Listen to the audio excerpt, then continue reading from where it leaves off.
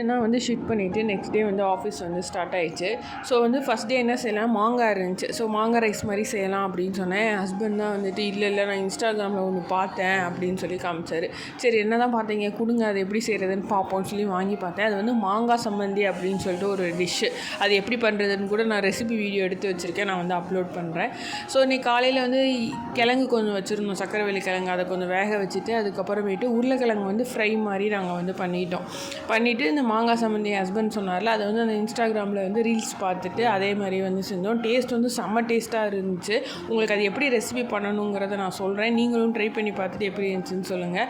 First டேங்கிறனால மட்டும்தான் நாங்கள் இந்த பயிர் இதெல்லாம் வச்சுருந்தோம். இனிமேல் ஹெல்த்தியாக சாப்பிடணும்னு சொல்லிட்டு நாங்கள் நினச்சிருக்கோம். பட் ஆனால் நாங்கள் ஃபாலோ பண்ணுவோமான்னு கேட்டிங்கன்னா கண்டிப்பாக கிடையாது. ஆனால் ஃபாலோ பண்ணணும். நல்லா சுட சுட சோறுக்கு இந்த சம்மந்தி ரொம்ப டேஸ்ட்டாக இருந்துச்சு. இதுதான் எங்களோட ஃபஸ்ட்டு கிச்சன் சொன்னேன்ல, புது வீட்டில் புது கிச்சனில் புது ரெசிபி நாங்கள் ட்ரை பண்ணியிருக்கோம்.